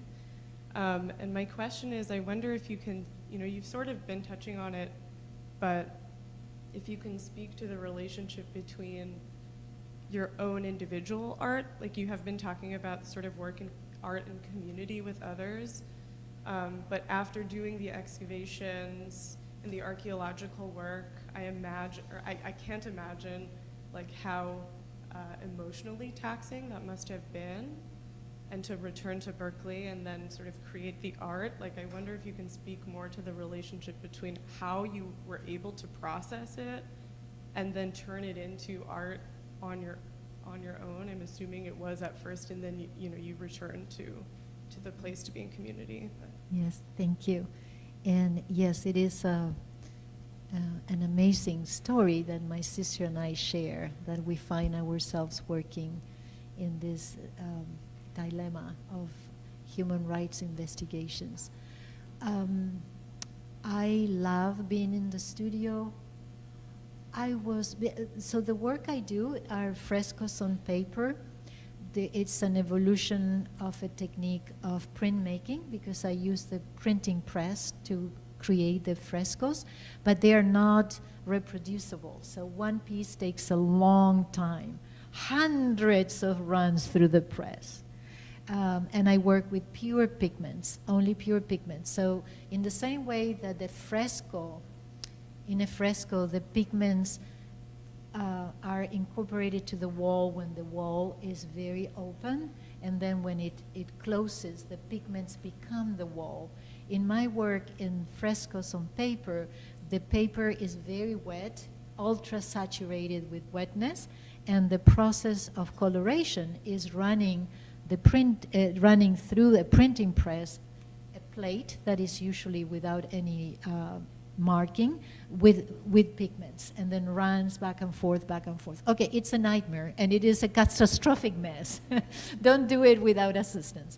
So I didn't know that I was getting that far, because before going to El Mozote, my work was slightly different, but this labor-intensive process of coloration, this literally bearing and unbearing of the pigments became so apropos. It became such a seamless kind of consequence. But I wasn't really sitting thinking, oh, maybe, no, it didn't happen that way. But I was the first one to be surprised. Also for me, imagine I work with pure pigments, so I have this mask, I have the garments that have been now popularized by COVID. I am a precursor of that. I had those before. Totally outside the world, big mask, 8 hours of work. So I think in that kind of parallel world, I always had the feeling that we are a triage working, the paper, the pigments, and I. The pigments are very strong creatures. They have very strong personality. They are like, I always say, it's like having a choir with only soprano voices. They all want to be them. So a lot of my work as a visual artist is convincing them to work together, because they don't want, they are tribal, they separate, they protest against each other. But in that intention, suddenly there was this emerging of figures. I was the first one to be surprised. I think murals are different than frescoes on paper. I think frescoes on papers are like soup. They're always better the next day. So I would, just let them rest, and the following day I would look at them and thought, wow, this is emerging, this image is emerging. And I thought, yeah, that's exactly how I feel. I think the presence of this boundary between death and life became so near. Not in a scary way, not in a scary way, not in a dramatic way. I always thought it had to do with the children of El Mozote that were assisting me. When I am in sorrow or in trouble or in doubt, still today, it is to El Mozote where I go. In a personal journey, as a pilgrimage, is there where I go. It's a beautiful, very convoluted, very difficult to explain journey. But I remember vividly, both my sister and I, physically entering the massacre place and feeling calm, feeling happy, and I didn't know how. It was not of this world, but something was there that has accompanied me and has perhaps attempted to be translated in art. It's not possible, but for me, art is like having an antenna, going up there and seeing it and then come back, because we are imperfect and mortal and incapable most of the time.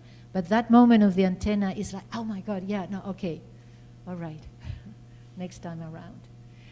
That about the frescoes on paper and the installations then and scenes has been for me a poetic way of narrating the massacre. I do work with the documents in hand, almost verbatim, but I use the strategy of beauty to talk about something that is horrifying. And I don't know if I manage, but that's the intention. Thank you for your question.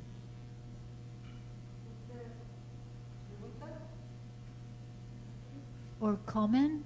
Did anything make you angry or make you cry? I always tell my students, it's very important to know what makes you cry of emotion or what makes you cry of anger. In between all those two is where your passion relies. So try to figure that out. Yes, Mika? You have it?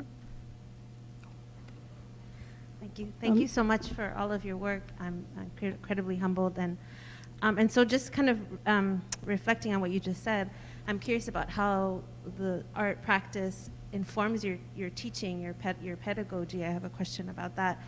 And then also, you know, this, I mean, it is traumatic to see the remains, right? And so I wanted to know how you, even though I don't remember you ever using the word trauma, which I thought was really powerful as well, how you've had to deal, or how you have dealt with people who might not want to revisit it in such a corporeal, physical way. How do you sort of deal with those challenges when you're in the field, I'll say, but then also in the classroom, so maybe those two questions can be connected in that way. But thank you so much for your work. Yeah, thank you. Well, as an educator, all my classes, I think, are about recent history of Latin America. And I tell the students, buckle up, kids, this is not going to be an easy, an easy ride. But, you know, I'm always so happy and so thankful because the students receive this information with open heart. It's really interesting because most of them, I would say 99.9% of the students that come to my classes and learn about the history of El Salvador, Guatemala, Colombia, are totally clueless. I am hesitant to use the word, but what else can I say but ignorant. They are hugely ignorant about this. And I always tell them, now, because they say, how is it possible that I'm learning about this just, you know, this is my last class, why didn't I learn this about before? And I said, that's a great question. You know, I think you're a victim of a system that very carefully manages to somehow give you the idea that you have a great education, which in part you do have, by managing not to ask very important questions that no one wants to ask. So those are the questions we ask in class. And I think the classes are, I tell the students, there's nothing I would like to do more this Tuesday than being with you. So thank you for listening, because here I am to tell you yet one more story, about Argentina, Chile, whatever. But the students are really welcoming to that.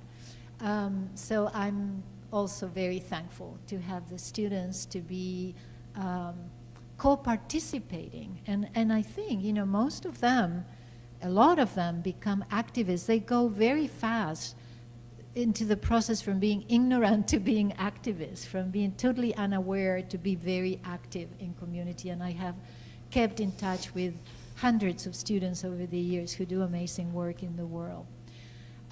In relationship to the handling of the human remains, it's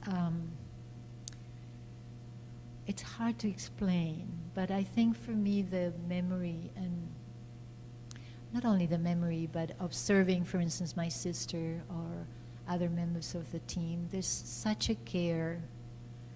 In part that has to do with the logistics of the exhumation, which literally means to extract the human remains from a burial site to be investigated elsewhere. And the human remains are very, very frail. So there's a lot of care. But there's always this paradox also between the violence with which they died, or the reason for which they died, and this moment in which they are being retrieved with so much care and so much respect. And the human remains will tell the story. In the case of El Mozote, because of the acidity of the earth, because of the wetness of the earth, because how that particular exhumation was like, many times we open tiny, tiny little shirts.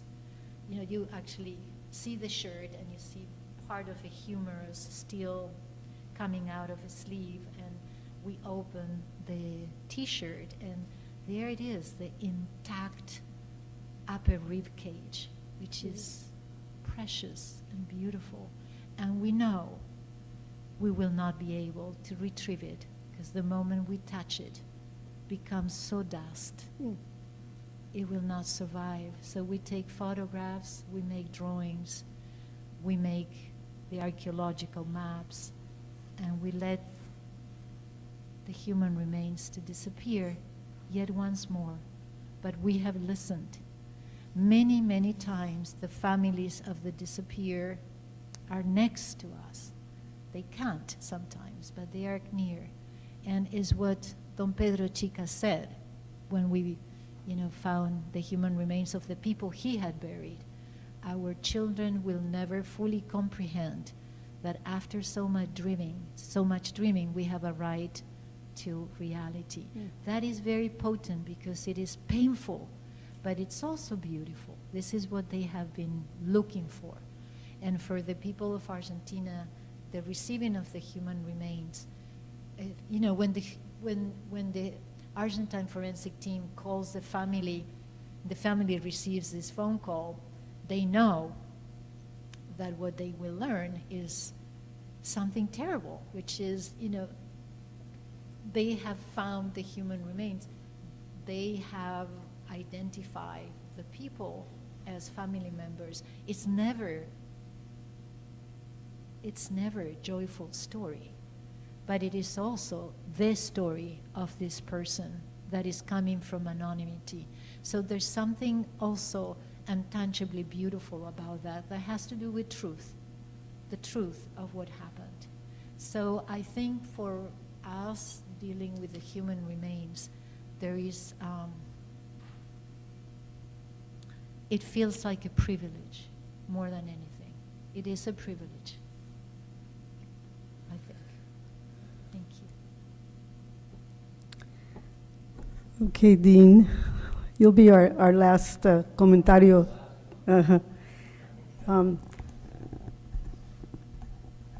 Thank you. That was very, very inspiring. And I think what I'm going to spend the rest of the evening thinking about, and I wish I had a question, but can't quite formulate it, has to do with the relationship between beauty and justice. And there's something very profound in a lot of what you said. But I want to go somewhere a little different with the question, a little less demanding of my own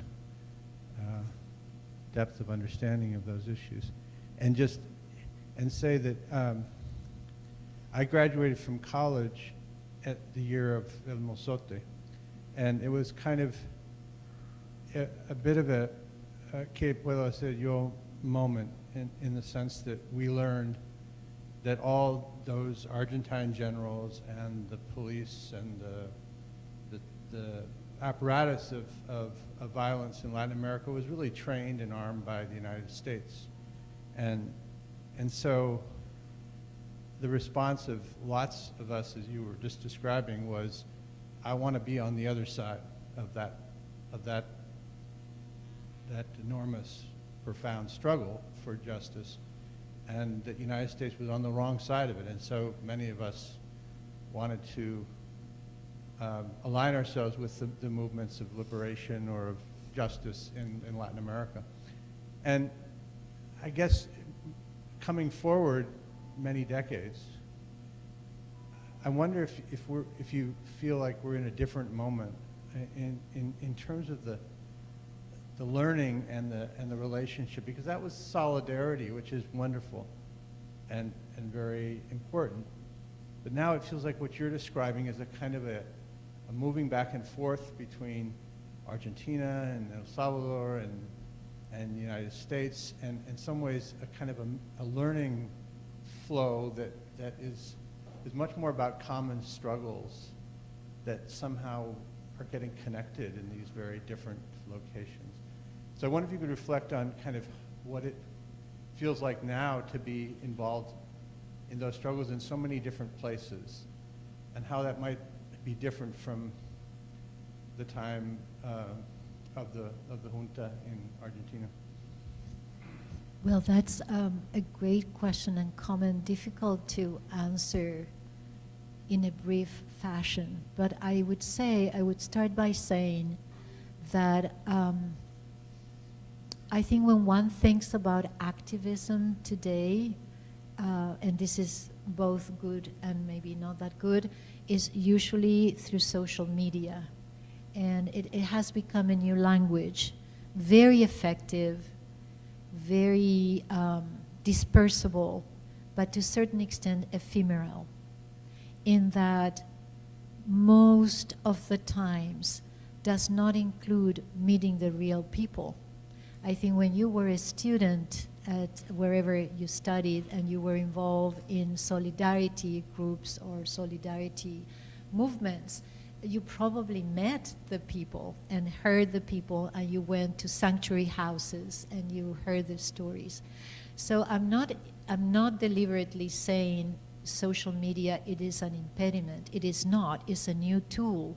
It's a wonderful tool for dispersion. But I think in empirical terms, it decreases the opportunity to meet other people with whom to have other conversations. Because I like to say that, you know, my first work in the Bay Area with political refugees was with a group of Salvadorians that, you know, we were working at a professional art studio called Cala Institute in Berkeley, and also at the Oakland Catholic Worker, which was a refugee house in Oakland, 50th Street and International Boulevard and 50th Street. And the reason for which I mentioned that is that although what made us coming together was the war and was the solidarity movement, other part of that which is connected to Celia's question and what can I do question is that we had a wonderful time. We had a wonderful time with the crazy Salvadorian goats that we were working at Cala. I was telling them the other day, I came home with pain on my cheeks because of laughter. I never had pain in my cheeks before or after that period because we were doing art. No one was speaking about what had happened in our countries. The art was very powerful, but the interaction was such joyful. It was a good thing no one understood what on earth we were saying in that studio because that was another part. But it was a wonderful thing. And with the Oakland Catholic worker community, I worked there for 15 years. We celebrated everyone's birthday every last Friday of the month.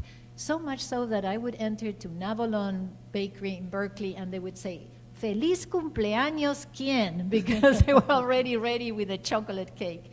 There was an opportunity to learn about the people in a different format than just the pain they have gone through. It was a way to learning that they lived in our communities. They were cautious, under the radar, because they were afraid of deportation. But that is what life is about. It's not always good or bad. It's always filled with so many layers. So that for me is what art has done in my life, is what Victor Grippo talks about in that Dinner of the Artists, is to see the full picture, not only the pain, but the whole thing. So once again, you know, I'm someone also who should declare publicly that I don't have any social media, ever. I never had it, I never will, I don't like it, nothing personal, but it's not my ball game. So have this in consideration, that I am very, very much tilted on one way. Once again, I think social media is a fantastic distributor of messages, but people's contacts with each other is a different opportunity. So if you have the ¿qué puedo hacer question?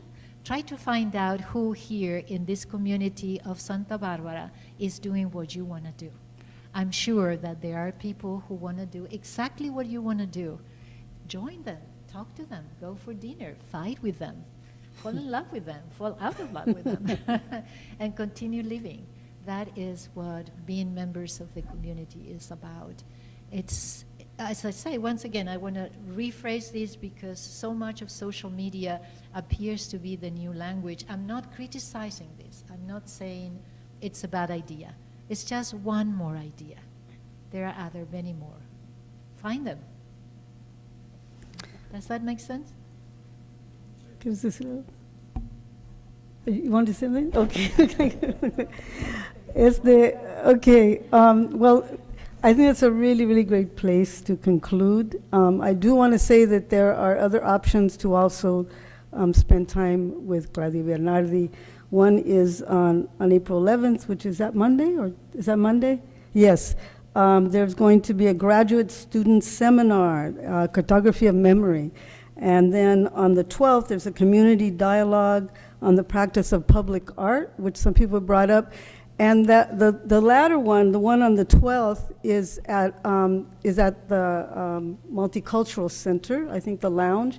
Everybody's invited. There'll be people also from the community coming. It's a time to meet people in the flesh that you may not know from the local community. Be there. If you're a graduate student, you are welcome to come to this great conversation. I wish I could be there. And all of this is on the LMC website. All those details, you can find them there.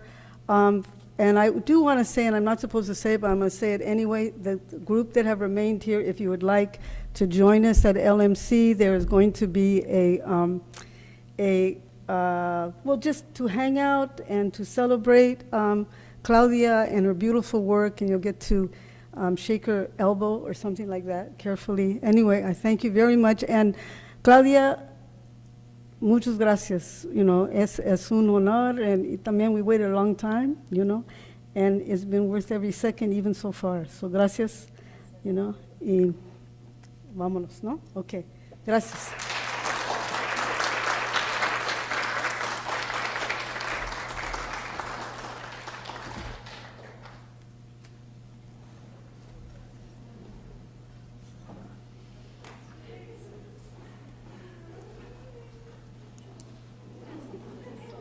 Great. No, it's like todo. You said something about change, well, you changed me. Ay, qué linda, gracias. Gracias.